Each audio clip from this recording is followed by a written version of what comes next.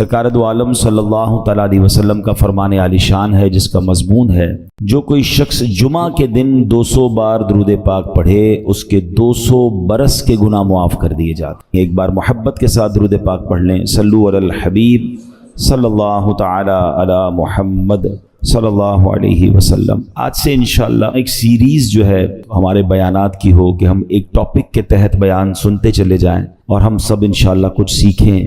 ہم انشاءاللہ قرآن سے ہی کچھ سیکھنے کی کوشش کریں گے اور انشاءاللہ اس کی برکتیں حاصل کریں گے۔ قرآن کریم فرقان حمید کی تو کیا شان ہے۔ انشاءاللہ آج کچھ قرآن پاک کی جو تاثیر ہے، انشاءاللہ اس پروگرام میں ہم قرآن پاک کی ان آیتوں کے بارے میں بھی جانیں گے جس میں رب عز و جل نے ایمان والوں سے ڈائریکٹلی بات کی ہے۔ آپ کو پتہ ہے قرآن میں more than 6600 آیات ہیں، مگر 89 آیتیں وہ ہیں اپروکسیمیٹلی جس میں اللہ کریم نے ہم سب سے براہ راست بات کی ہے۔ یا ایھا الذین آمنو کہہ کر، اے ایمان والو کہہ کر اللہ نے مجھ سے اور آپ سے کیا بات کی ہے، کم از کم وہ تو ہم جان لیں۔ تو انشاءاللہ قرآن کی باتیں ہمارا جو ٹاپک ہوگا اس میں ہم یہ آیتیں بھی کور کریں گے۔ تقریباً قرآن پاک میں 100 کے قریب واقعات ہیں، اسٹوریز آف قرآن ہیں، ہم انشاءاللہ وہ بھی گریجولی کور کریں گے۔ ویسے میں مشورہ دوں گا، یہ بیان تو ظاہر ہے کہ اللہ نے چاہا مہینوں چلتے رہیں گے اور اس میں جا کے چیزیں جا کے کور ہوں گی، لیکن اگر آپ واقعی قرآن کے ایسنس کو لینا چاہتے ہیں تو ان دو چیزوں کو پڑھ لیں۔ 89 قرآن کی آیتیں جس میں اللہ نے ڈائریکٹلی مجھ سے اور آپ سے بات کی ہے، اور قرآن کے 100 واقعات۔ اچھا، ان دونوں کو الحمدللہ علماء کرام نے ہمارے لیے آسان کر کے قرآن سے ایکسٹریکٹ کر کے الگ کتابیں دے دی ہیں۔ ایک کتاب کا نام ہے اے ایمان والو، یہ کتاب بھی آپ dawatIslami.net سے فری ڈاؤن لوڈ کر سکتے ہیں، اور ایک کتاب کا نام ہے عجائب القرآن غرائب القرآن، یہ قرآن کے واقعات ہیں۔ یہ دونوں کتابیں بہت بڑی نہیں ہیں، اگر آپ روز آدھا گھنٹہ دے دیں تو ایک آیت پڑھ لیں، ایک واقعہ پڑھ لیں، آپ انجوائے بھی کر رہے ہوں گے، قرآن انڈرسٹینڈ بھی کر رہے ہوں گے، قرآن کا میسج ڈائریکٹلی لے رہے ہوں گے۔ ہم نے آپ کی آسانی کے لیے الحمدللہ یہ دونوں پروگرام، یہ دونوں چیزیں یوٹیوب پر بھی بیان کر کے ہم نے ڈال دی ہیں۔ اگر اس کو وہاں سرچ کرنا ہے تو ایک پروگرام مدنی چینل پر ہوا تھا جس کا نام ہے ایک قصہ ہے قرآن سے، جس میں قرآن کے واقعات ہیں۔ اگر آپ سرچ کریں گے تو آپ کو قرآن کے سارے واقعات مل جائیں گے۔ 15 منٹ کا ایک واقعہ ہوگا، اس کا میسج آپ سن سکتے ہیں، بچوں کو بٹھا کے سنا سکتے ہیں۔ اور سیکنڈ ہمارا پروگرام تھا جس کا نام تھا اللہ کا پیغام مومنوں کے نام، جس میں یہ اے ایمان والو آیتیں وہ بھی آپ سرچ کر سکتے ہیں۔ تو بہرحال اللہ کرے کہ ہم قرآن پڑھنے والے، قرآن سمجھنے والے بنے۔ آج قرآن کتنی تاثیر رکھتا ہے، آج جو ٹاپک ہے قرآن کتنا امپیکٹ ڈالتا ہے، قرآن کیا کمال کی کتاب ہے، اس بارے میں انشاءاللہ چند باتیں میں عرض کرتا ہوں۔ حضرت جبیر بن مطعم رضی اللہ تعالیٰ عنہ صحابی رسول ہیں، آپ نے فتح مکہ سے پہلے اسلام قبول کیا، مدینہ منورہ میں رہتے تھے، وہیں آپ نے وفات پائی۔ آپ رضی اللہ تعالیٰ عنہ اپنے اسلام قبول کرنے کا واقعہ بیان کرتے ہیں، کیسے اسلام قبول ہوا ان کا۔ کہتے ہیں غزوہ بدر میں جو غیر مسلم قید ہو گئے تھے، میں اہل مکہ کی طرف سے ان قیدیوں کے لیے نیگوشیشن کرنے کے لیے مدینہ منورہ آیا تھا۔ جب یہاں پہنچا تو مغرب کا وقت تھا، جناب رسول اللہ صلی اللہ علیہ وسلم مغرب کی نماز پڑھا رہے تھے۔ آپ علیہ الصلوۃ والسلام کی آواز مبارک مسجد کے باہر سے سنائی دے رہی تھی۔ نبی پاک سورہ والطور کی تلاوت فرما رہے تھے، میں بھی قرآن پاک کی تلاوت سننے لگا۔ مسلمان نہیں تھے مگر نبی پاک کی زبان سے قرآن کی تلاوت، کہتے ہیں بڑا انسپائرڈ ہوا اور میں بھی تلاوت قرآن سننے لگا۔ زبان محبوب خدا کی تھی اور کلام رب رحمان کا تھا۔ بس پھر کیا تھا، وہ قرآن کی آیتیں دل میں تاثیر کا تیر بن کر اترتی چلی گئیں، اور جب نبی پاک اس آیت پر پہنچے، ان عذاب ربک لواقع ما لہ من دافع، بے شک تیرے رب کا عذاب ضرور واقع ہونے والا ہے، اسے کوئی ٹالنے والا نہیں۔ ان آیات کو سن کر میرا دل ایسے ہو گیا جیسے ابھی پھٹ جائے گا، مجھے یوں لگا کہ میں قدم بھی نہیں اٹھا سکوں گا، اس سے پہلے ہی مجھ پر عذاب برس جائے گا۔ پس میں نے اللہ پاک کے عذاب سے ڈر کر اسی وقت ایمان قبول کر لیا۔ قرآن اپنا امپیکٹ رکھتا ہے، قرآن اپنی تاثیر رکھتا ہے۔ بات یہ ہے کہ صحیح پڑھنے والا ہو، انڈرسٹینڈ کرنے والا ہو، دل کی دنیا بدل دیتا ہے، اور ایسے بے شمار واقعات ہیں۔ یاد رہے قرآن میں عجیب تاثیر ہے، یہ پیارا کلام دلوں کو نرم کرتا ہے، بھٹکے ہوئوں کو راہ ہدایت دیتا ہے، اس میں اگلے پچھلوں کی خبریں ہیں، یہ اللہ پاک کی مضبوط رسی ہے، یہ حکمت والا کلام ہے۔ حدیث پاک میں ہے قرآن کی برکت سے خواہشات مٹتی ہیں، قرآن کے عجائبات ختم نہیں ہوتے۔ قرآن کریم کے مطابق کوئی بات کرے کرے وہ سچا ہے، جس نے قرآن پر عمل کیا وہ ثواب پائے گا، جو قرآن کریم کے مطابق فیصلہ کرے وہ انصاف کرنے والا ہوگا، اور جو قرآن کریم کی طرف بلائے ضرور وہ سیدھی راہ کی طرف بلانے والا ہوگا۔ ایک حدیث پاک میں فرمایا جس طرح اللہ پاک اپنی تمام مخلوق سے افضل ہے، ایسے ہی اللہ پاک کا کلام بھی باقی تمام کلاموں سے افضل و اعلیٰ ہے۔ یعنی اللہ پاک کا جو مرتبہ مخلوق میں ہے سب سے افضل و اعلیٰ ہے نا، تو کلام الہی کا جو مرتبہ ہے وہ دنیا کے تمام کلام، تمام کتابوں میں افضل و اعلیٰ وہ کلام ہے۔ سبحان اللہ، وہ رب کا کلام ہے۔ یاد رہے میرے پیارے اسلامی بھائیوں کہ قرآن مجید فرقان حمید کس طرح چھوٹی سی یعنی چند آیتوں کے ذریعے کیا کچھ ہمیں عطا فرماتا ہے۔ حضرت زید بن اسلم رضی اللہ تعالیٰ عنہ سے روایت ہے، ایک مرتبہ ایک شخص بارگاہ رسالت میں حاضر ہوا، پیارے آقا سید الانبیاء صلی اللہ تعالیٰ علیہ وسلم نے ایک صحابی رضی اللہ تعالیٰ عنہ کو فرمایا اس نئے آنے والے شخص کو قرآن کریم سکھاؤ۔ اس صحابی نے اس شخص کو سورہ زلزال سکھانا شروع کی۔ جب انہوں نے سورہ زلزال کی 7ویں آیت سکھائی تو وہ شخص کہتا ہے بس اب مجھے کافی ہے، 7 آیتیں سیکھ لی ہیں، بہت ہے۔ ان صحابی نے بارگاہ رسالت میں عرض کیا کہ حضور انہوں نے صرف 7 ہی آیتیں سیکھی ہیں اور کہتے ہیں مجھے کافی ہے۔ نبی پاک علیہ الصلوۃ والسلام نے فرمایا اسے چھوڑ دو، اسے فقاہت یعنی دین کی سمجھ مل گئی ہے۔ یعنی 7 آیتیں سیکھ کر، کیونکہ آیتیں تو قرآن کی ہر آیت میں خزانہ ہے نا، جس نے دل سے سیکھ لیا، سمجھ لیا، میسج آف قرآن لے لیا، وہ 7 آیتیں اس کے لیے زندگی بھر کے لیے کافی ہو جاتی ہیں۔ تو قرآن ایسا خزانہ ہے، سبحان اللہ، میرے رب کا کلام ہے قرآن، واہ کیا بات پیارے قرآن کی، مصطفیٰ پر ہوا ہے یہ نازل، اس میں ہر شے کا ہے بیان شامل، سب سے افضل کتاب ہے قرآن، واہ کیا بات پیارے قرآن کی۔ اے میرے پیارے اسلامی بھائیوں، ایک بڑا ہی کمال کا واقعہ جو میں بات کر رہا ہوں نا کہ قرآن دلوں کی دنیا کیسے بدلتا ہے۔ اللہ کرے میں اور آپ قرآن سے دوستی کر لینا تو توبہ کرنے کے لیے، سدھرنے کے لیے، اللہ کی طرف رجوع لانے کے لیے قرآن کیا کمال کا کردار ادا کرتا ہے۔ حضرت ابو ہاشم رحمۃ اللہ تعالی علیہ فرماتے ہیں ایک مرتبہ میں بصرہ جانے کے لیے ایک کشتی میں سوار ہوا، اس کشتی میں ایک مرد بھی تھا، اس کی کنیز بھی تھی۔ ان کا پلان کچھ اور تھا، برے کام کرنے کا پلان تھا۔ وہ کہتے جب کشتی آگے بڑھی تو اس مرد نے اپنی کنیز سے کہا ذرا شراب نکالو، شراب لائی گئی۔ وہ مرد کشتی میں بیٹھ کے شراب پینے لگا، اپنی کنیز کو کہا کچھ گانا سناؤ، وہ کنیز جو ہے وہ گانا گانے لگی۔ تھوڑی دیر بعد انہوں نے مجھے دیکھا، ابو ہاشم رحمۃ اللہ تعالیٰ کہتے کہ آپ یہ گانا گا رہی ہے، آپ کے پاس اس سے اچھی کوئی چیز ہے؟ وہ اللہ والے تھے، انہوں نے ان کے سامنے قرآن پڑھنا شروع کیا۔ اب قرآن میں جو ردھم ہے، قرآن میں جو خوبصورتی ہے، قرآن جو دلوں کو امپیکٹ ڈالتا ہے، کیا خوبصورت آیتوں کو انہوں نے انتخاب کیا۔ انہوں نے قرآن پاک کی سبحان اللہ کون سی سورہ پڑھی؟ سورہ تکویر۔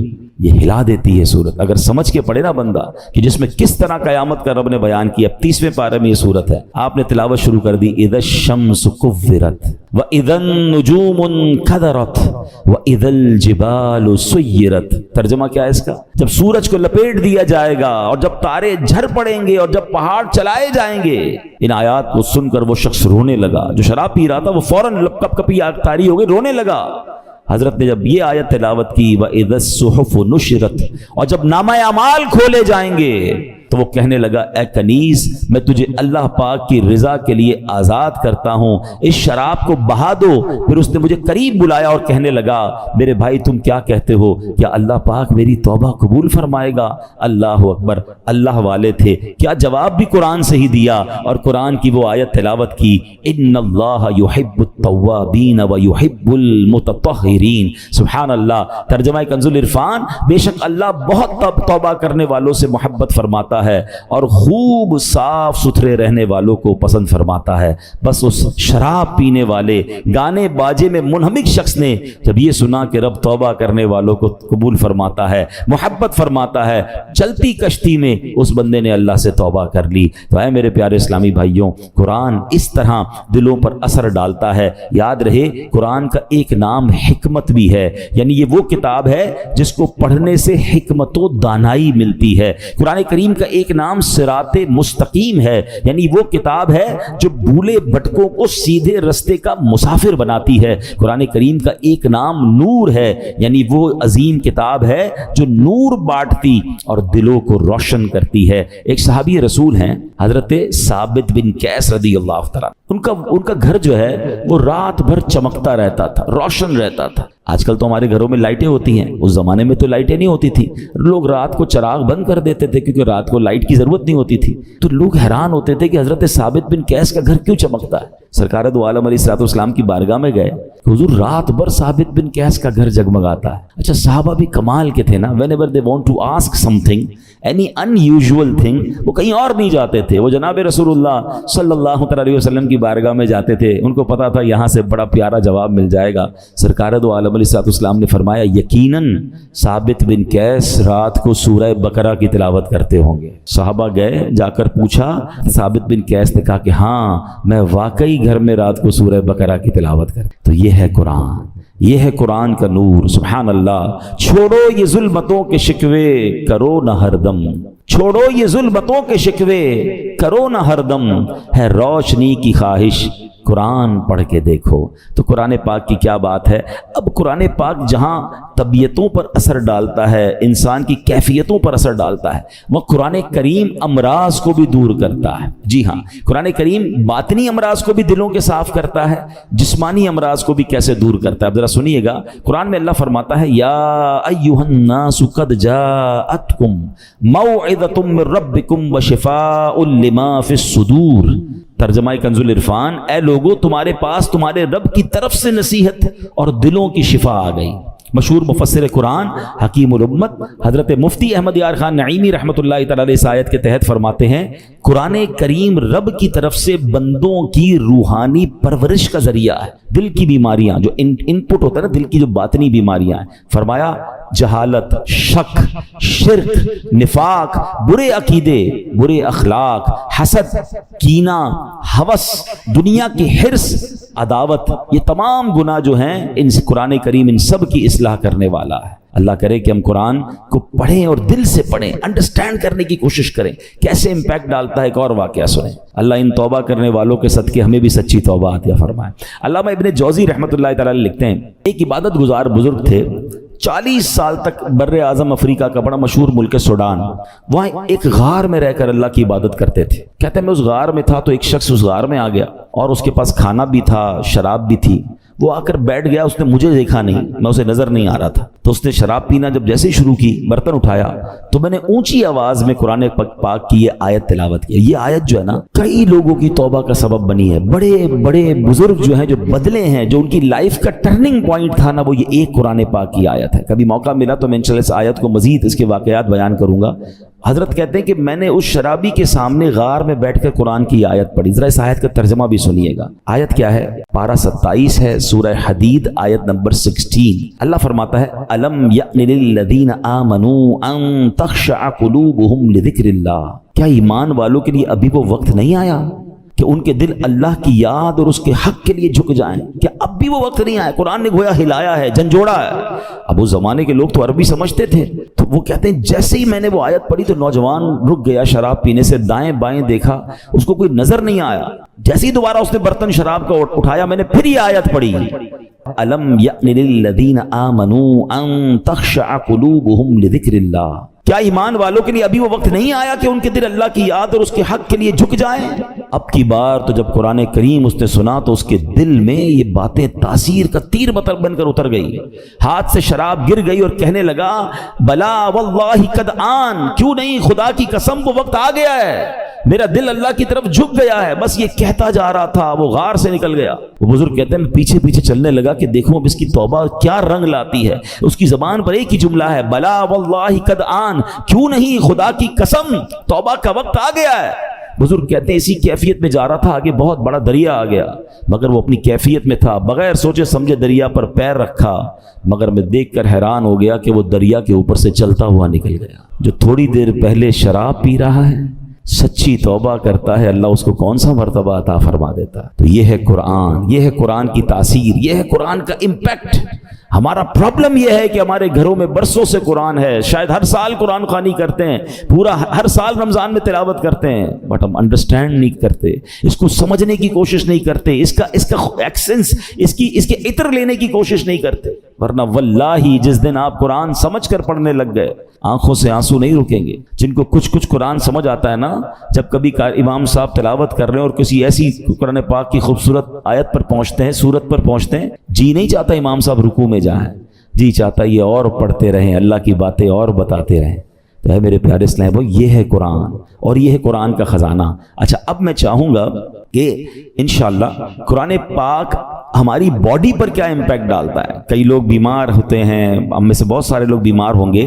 قرآن میں ہمارے جسمانی شفا کیسی ہے، اب ذرا یہ سنیے گا. قرآن پاک میں خود رب فرماتا ہے وَنُنَزِّلُ مِنَ الْقُرْآنِ مَا هُوَ شِفَاءٌ وَرَحْمَةٌ لِّلْمُؤْمِنِينَ. اور ہم قرآن میں وہ چیز اتارتے ہیں جو ایمان والوں کے لیے شفا اور رحمت ہے.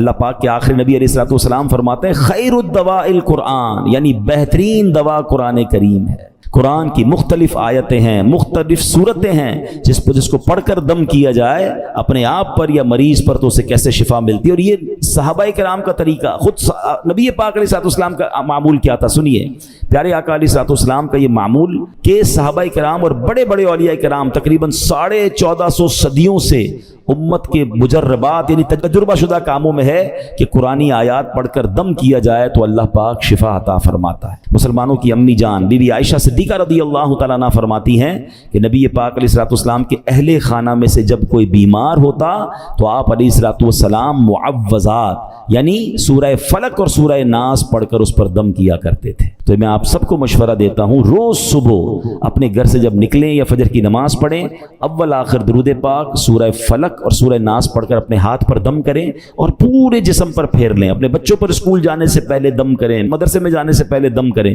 یہ گویا ان کا ایک حصار ہے.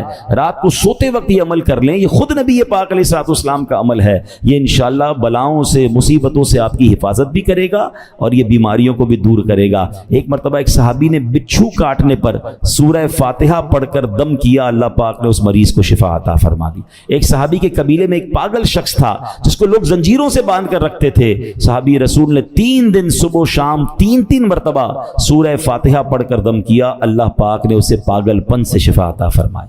اللہ کے کلام میں کمال ہے. ہم کاش اللہ کے کلام سے محبت کریں اور اس کی برکتیں لوٹیں. ایک بار حضرت عمر فاروق رضی اللہ تعالیٰ عنہ کو قیصر روم کے بادشاہ نے خط لکھا، میرے سر میں درد ہے اور دائمی درد ہے، ٹھیک ہی نہیں ہوتا ہے. تو حضرت عمر رضی اللہ تعالیٰ نے اس کو ایک ٹوپی بھیج دی. اچھا کمال یہ تھا جب وہ ٹوپی پہنتا درد ختم ہو جاتا، جیسی ہی ٹوپی اتارتا درد پھر شروع ہو جاتا. اس بادشاہ نے کہا ہے کیا اس ٹوپی میں؟ جب اس ٹوپی کو کھولا گیا تو اس ٹوپی میں ایک کاغذ ملا جس پر بسم اللہ الرحمن الرحیم لکھا ہوا تھا. حضرت عمر نے لکھ کے بھیجا تھا. تو اس سے یہ بھی پتا چلا کہ تعویذات جو ہے اس میں کوئی حرج نہیں ہے کہ ان تعویذات میں اللہ کا نام ہو، اس میں قرآنی آیات ہوں. بعض اوقات معاذ اللہ جادو اور اس طرح کی چیزیں، اس سے تو کوئی تعلق نہیں ہے، مگر قرآنی آیات اللہ کے نام پاکیزہ ناموں سے الحمدللہ بہت برکتیں ملتی ہیں اور یہ صحابہ کرام اور ہمارے بزرگوں کے طریقے سے ثابت ہے. اب آخر میں چاہوں گا، میں ایک ایسی بات کرنے جا رہا ہوں جو انشاءاللہ آپ کو کام آئے گی کہ قرآن کریم کی کن کن صورتوں سے کن کن چیزوں سے فائدہ ہوتا ہے، آپ کے کون سے پرابلم سالو ہو سکتے ہیں، آپ کی کون سی بیماریاں حل ہو سکتی ہیں. گھر میں بہت سارے مسائل ہوتے ہیں، ہم بعضوں کا ٹینشن میں ہوتے ہیں کہ یار اس کا کوئی وظیفہ مل جائے، کوئی دم مل جائے. تو ڈائریکٹلی قرآن کریم جو ہے کن کن چیزوں پر انشاءاللہ امپیکٹ ڈالے گا اور آپ کو فائدہ ہوگا. آپ چاہیں تو اسے ریکارڈ کر لیں. اب سنتے ہیں علماء کرام نے احادیث کی روشنی میں اور اپنے تجربے سے قرآنی صورتوں کی الگ الگ تاثیریں بیان کی ہیں. اب سنتے جائیے. سورہ فاتحہ 100 مرتبہ پڑھ کر جو دعا مانگی جائے وہ دعا قبول ہو جاتی ہے. سورہ بقرہ کی تلاوت سے شیطان گھر سے بھاگ جاتا ہے. آیت الکرسی پڑھنے سے محتاجی دور ہوتی ہے. سورۃ الکہف کو ہمیشہ پڑھنے والا دجال کے فتنوں سے محفوظ رہے گا. والدین کی قبر پر ہر جمعہ سورہ یاسین کی تلاوت کرنے سے اس کے حروف کی تعداد کے برابر یعنی پڑھنے والے کے گناہ بخش دیے جاتے ہیں. سورہ دخان پڑھنے سے مشکل دور ہوتی ہے. جو مرنے کے قریب ہو اس پر سورہ جاسیہ کا دم کرنے سے انشاءاللہ ایمان پر موت نصیب ہوگی. سورہ حجرات کا پڑھنا اور دم کر کے پینا گھر میں خیر و برکت کے لیے مفید ہے. سورہ قاف، کئی لوگ ہوتے ہیں جن کی فصلیں ہوتی ہیں، باغ ہوتے ہیں، تو اس کے بارے فرمایا کہ سورہ کاف پڑھنے سے باغ میں پھلوں کی کثرت ہوتی ہے، سورہ رحمان 11 بار پڑھنے سے تمام مقاصد پورے ہوتے ہیں، سورہ واقعہ جو شخص روزانہ پڑھے گا اسے کبھی فاقہ نہ ہوگا، سورۃ الملک کو ہر رات پڑھنے والا عذاب قبر سے محفوظ رہے گا، سورۃ المزمل کو 11 بار پڑھنے سے ہر مشکل آسان ہو جاتی ہے۔ جو بچے حفظ کر رہے ہوتے ہیں ان کے لیے سنیے، سورۃ المدثر کو پڑھ کر حفظ قرآن کی دعا مانگنے سے قرآن کریم کا یاد کرنا آسان ہو جاتا ہے۔ مریض کے پاس سورہ مجادلہ پڑھنے سے درد میں آرام ملے گا۔ سورہ لیل، مرگی کے دورے پڑھتے ہیں کچھ لوگوں کو، تو سورہ لیل پڑھ کر مرگی کے مریض کے کان میں دم کرنے سے فائدہ ہوتا ہے۔ سورہ رحمان لکھ کر پینا تلی یعنی سپلین کے مرض میں مفید ہے۔ سورہ النازعات پڑھنے کی برکت سے جان نکلنے کی تکلیف نہیں ہوتی ہے۔ سورۃ ضحیٰ پڑھنے سے بھاگا ہوا آدمی واپس آ جائے گا۔ سورہ علم نشرح جس مال پر پڑھ کر دم کر دیا جائے اس میں خوب برکت ہوتی ہے۔ سورہ 3 مرتبہ پڑھنے سے اخلاق و کردار بہترین ہوتے ہیں۔ سورۃ العلق میں جوڑوں کے درد کا علاج ہے، بزرگ بیٹھے ہوں گے جوڑوں میں درد ہوتا ہے تو سورہ علق پڑھیں تو انشاءاللہ جوڑوں کے درد کا علاج ہے۔ جو کوئی صبح و شام سورہ قدر انا انزلناہ فی لیلۃ القدر پڑھے اللہ کریم اس کی عزت بڑھا دے گا۔ برس اور یرقان یہ بھی بڑے مرض ہیں، فرمایا سورہ بینہ برس اور یرقان کا اس میں علاج ہے۔ جس آدمی یا جانور کو نظر لگی ہو اس پر سورہ عادیات کا دم کر دیں، یہ بڑا مفید ہے۔ سورہ قارعہ پڑھنے سے بلاؤں سے حفاظت رہتی ہے۔ جس پر قرض ہو غور سے سن لے، سورہ تکاثر 300 بار پڑھ لے تو انشاءاللہ بہت جلد قرض ادا ہو جائے گا۔ سورہ عصر پڑھنے سے غم دور ہوتا ہے۔ فرمایا کوئی دشمن کا خوف ہو سورہ قریش پڑھے تو اس سے انشاءاللہ جان کی حفاظت ہوتی ہے۔ اور سبحان اللہ سورہ فلق اور سورہ ناس سے جن، حاسدین اور شیطان سے حفاظت رہتی ہے۔ قل هو اللہ احد سورہ اخلاص یہ تہائی قرآن کے برابر ہے۔ کوئی 3 بار سورہ اخلاص پڑھ لے اسے پورے قرآن پڑھنے کا ثواب ملتا ہے۔ تو یہ ہے میرے رب کا کلام۔ قرآن سے محبت کیجئے، قرآن سے علاج کیجئے، قرآن سے دوستی کیجئے، قرآن سے دلوں کی کیفیت کو بدلیے۔ قرآن کی تلاوت کے ساتھ ساتھ ترجمہ قرآن اور تفسیر قرآن، بہت خوبصورت تفسیر قرآن آپ کو ریکمنڈ کر دیتا ہوں۔ اس تفسیر قرآن کا نام ہے صراط الجنان، یہ بہت آسان اردو میں موجود ہے۔ اس کو بھی چاہیں تو dawatIslami.net سے ڈاؤن لوڈ کر لیں یا مکتبۃ المدینہ سے پرچیز کر لیں، انشاءاللہ اس کی برکتیں ملیں گی۔ اللہ پاک ہمیں نیکیاں کمانے کا جذبہ نصیب فرمائے۔ سورہ کوثر، سورہ کوثر کا تعارف، مقام نزول۔ علامہ علی بن محمد خازن رحمۃ اللہ تعالی علیہ فرماتے ہیں سورہ کوثر جمہور مفسرین کے نزدیک مکیہ ہے اور بعض مفسرین کے نزدیک مدنیہ ہے۔ آیات، کلمات اور حروف کی تعداد، اس سورت میں 1 رکوع، 3 آیتیں، 10 کلمے اور 42 حروف ہیں۔ کوثر نام رکھنے کی وجہ، کوثر سے دنیا اور آخرت کی بے شمار خوبیاں مراد ہیں اور جنت کی ایک نہر کا نام بھی کوثر ہے۔ اس سورت کی پہلی آیت میں یہ لفظ موجود ہے، اس مناسبت سے اسے سورہ کوثر کہتے ہیں۔ سورہ کوثر کے مضامین، اس سورت کا مرکزی مضمون یہ ہے کہ اس میں اللہ تعالیٰ نے اپنے حبیب صلی اللہ تعالی علیہ وآلہ وسلم کی مدحت بیان فرمائی ہے اور اس میں یہ مضامین بیان ہوئے ہیں۔ نمبر 1، اس کی پہلی آیت میں اللہ تعالیٰ کے اس فضل و احسان کا بیان ہے جو اس نے اپنے حبیب صلی اللہ تعالی علیہ وسلم پر فرمایا۔ نمبر 2، دوسری آیت میں نبی کریم صلی اللہ تعالی علیہ وسلم سے فرمایا گیا کہ اللہ تعالیٰ کے فضل و احسان کے شکریے میں نماز پڑھتے رہیں اور قربانی کریں۔ نمبر 3، تیسری آیت میں فرمایا گیا کہ جو اللہ تعالیٰ کے حبیب صلی اللہ تعالی علیہ وآلہ وسلم کا دشمن ہے وہی ہر خیر سے محروم ہے۔ سورہ ماعون کے ساتھ مناسبت، سورہ کوثر کی اپنے سے ماقبل سورت ماعون کے ساتھ مناسبت یہ ہے کہ سورہ ماعون میں کافروں اور منافقوں کی جو صفات بیان کی گئیں ان کے مقابلے میں سید المرسلین صلی اللہ تعالی علیہ وآلہ وسلم کے اوصاف سورہ کوثر میں بیان کیے گئے۔ بسم اللہ الرحمن الرحیم۔ ترجمہ، اللہ کے نام سے شروع جو نہایت مہربان رحمت والا ہے۔ اِنَّا أَعْطَيْنَاكَ الْكَوْثَرَ فَصَلِّ لِرَبِّكَ وَانْحَرْ إِنَّ شَانِئَكَ هُوَ الْأَبْتَرُ۔ ترجمہ، اے محبوب، بے شک ہم نے تمہیں بے شمار خوبیاں عطا فرمائیں تو تم اپنے رب کے لیے نماز پڑھو اور قربانی کرو، بے شک تمہارا دشمن ہی ہر بھلائی سے محروم ہے۔ إنا أعطيناك الكوثر اے محبوب، بے شک ہم نے تمہیں بے شمار خوبیاں عطا فرمائیں۔ تفسیر صراط الجنان میں ہے، کوثر کی تفسیر میں مفسرین کے مختلف اقوال ہیں۔ ان سب اقوال کا خلاصہ یہ ہے کہ اے محبوب، بے شک ہم نے تمہیں بے شمار خوبیاں عطا فرمائیں اور کثیر فضائل عنایت کر کے تمہیں تمام مخلوق پر افضل کیا۔ آپ کو حسن ظاہر بھی دیا، حسن باطن بھی عطا کیا، نسب عالی بھی، نبوت بھی، کتاب بھی، حکمت بھی، علم بھی، شفاعت بھی، حوض کوثر بھی، مقام محمود بھی، امت کی کثرت بھی، دین کے دشمنوں پر غلبہ بھی، فتوحات کی کثرت بھی، اور بے شمار نعمتیں اور فضیلتیں عطا کی جن کی انتہا نہیں۔ آیت إنا أعطيناك الكوثر سے حاصل ہونے والی معلومات، اس سے 5 باتیں معلوم ہوئی۔ نمبر 1، اللہ تعالیٰ نے اپنے حبیب صلی اللہ تعالی علیہ وآلہ وسلم کو کوثر عطا کر دی ہے، کیونکہ یہاں یہ نہیں فرمایا گیا کہ ہم آپ کو کوثر عطا کریں گے، بلکہ یہ فرمایا کہ بے شک ہم نے آپ کو کوثر عطا کر دی۔ نمبر 2، اللہ تعالیٰ کی اپنے حبیب صلی اللہ تعالی علیہ وآلہ وسلم پر یہ عطا ان کے نبی اور رسول ہونے کی وجہ سے نہیں، بلکہ آپ علیہ الصلوۃ والسلام کی ذات کی وجہ سے ہے، جو شان محبوبیت کی صورت ہے، کیونکہ یہاں یہ فرمایا أعطيناك ہم نے آپ کو عطا فرمائی، یہ نہیں فرمایا کہ اعطینا الرسول یا اعطینا النبی۔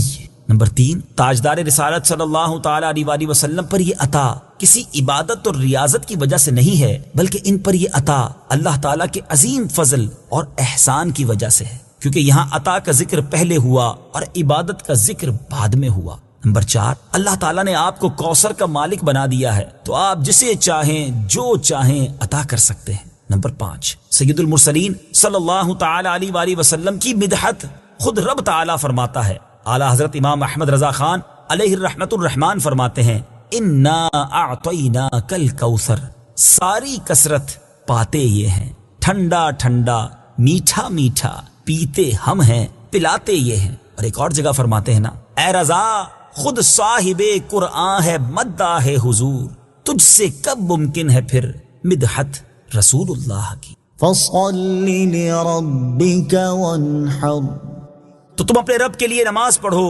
اور قربانی کرو۔ تفسیر صراط الجنان میں ہے، یعنی اے حبیب صلی اللہ تعالی علیہ وآلہ وسلم، اللہ تعالیٰ نے آپ کو دونوں جہاں کی بے شمار بھلائیاں عطا کی ہیں اور آپ کو وہ خاص رتبہ عطا کیا ہے جو آپ کے علاوہ کسی اور کو عطا نہیں کیا۔ تو آپ اپنے اس رب عز و جل کے لیے نماز پڑھتے رہیں جس نے آپ صلی اللہ تعالی علیہ وآلہ وسلم کو کوثر عطا کر کے عزت و شرافت دی، تاکہ بتوں کے پجاری ذلیل ہوں اور بتوں کے نام پر ذبح کرنے والوں کی مخالفت کرتے ہوئے اپنے رب عز و جل کے لیے اور اس کے نام پر قربانی کرے۔ اس آیت کی تفسیر میں ایک قول یہ بھی ہے کہ نماز سے نماز عید مراد ہے۔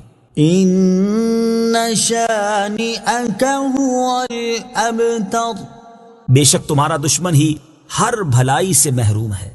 تفسیر صراط الجنان میں ہے، شان نزول، جب سید المرسلین صلی اللہ تعالی علیہ وآلہ وسلم کے فرزند حضرت قاسم کا وصال ہوا تو کفار نے آپ کو ابتر یعنی نسل ختم ہو جانے والا کہا، اور یہ کہا کہ اب ان کی نسل نہیں رہی، ان کے بعد اب ان کا ذکر بھی نہ رہے گا اور یہ سب چرچا ختم ہو جائے گا۔ اس پر یہ سورہ کریمہ نازل ہوئی اور اللہ تعالیٰ نے ان کفار کا بالغ رد فرمایا، اور اس آیت میں ارشاد فرمایا کہ اے حبیب صلی اللہ تعالی علیہ وآلہ وسلم، بے شک تمہارا دشمن ہی ہر بھلائی سے محروم ہے، نہ کہ آپ، کیونکہ آپ کا سلسلہ قیامت تک جاری رہے گا، آپ کی اولاد میں بھی کثرت ہوگی اور آپ کی پیروی کرنے والوں سے دنیا بھر جائے گی۔ آپ کا ذکر ممبروں پر بلند ہوگا، قیامت تک پیدا ہونے والے عالم اور واعظ اللہ تعالیٰ کے ذکر کے ساتھ آپ کا ذکر کرتے رہیں گے، اور آخرت میں آپ کے لیے وہ کچھ ہے جس کا کوئی وصف بیان ہی نہیں کر سکتا۔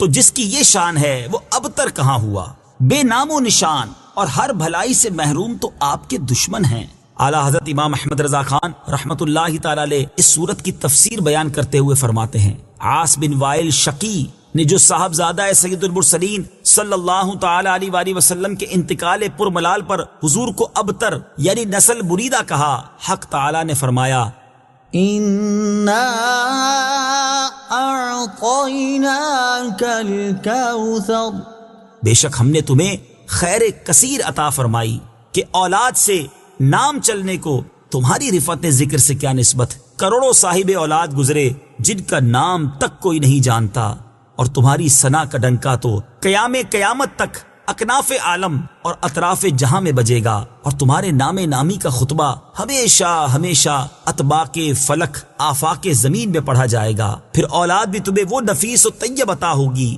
جن کی بقا سے بقائے عالم مربوط رہے گی۔ اس کے سوا تمام مسلمان تمہارے بال بچے ہیں، اور تم سب مہربان ان کے لیے کوئی نہیں، بلکہ حقیقت کار کو نظر کیجئے تو تمام عالم تمہاری اولاد مانوی ہے کہ تم نہ ہوتے تو کچھ بھی نہ ہوتا، اور تمہارے ہی نور سے سب کی آفرینش ہوئی۔ اسی لیے جب ابو البشر آدم تمہیں یاد کرتے تو یوں کہتے، یا ابنی صورتن و ابایا معنن، اے ظاہر میں میرے بیٹے اور حقیقت میں میرے باپ۔ پھر آخرت میں جو تمہیں ملنا ہے اس کا حال تو خدا ہی جانے، جب اس کی یہ عنایت بے غایت تم پر مبذول ہو تو تم ان اشقیاء کی زبان درازی پر کیوں ملول ہو، بلکہ فصل لربک وانحر، رب کے شکرانے میں اس کے لیے نماز پڑھو اور قربانی کرو۔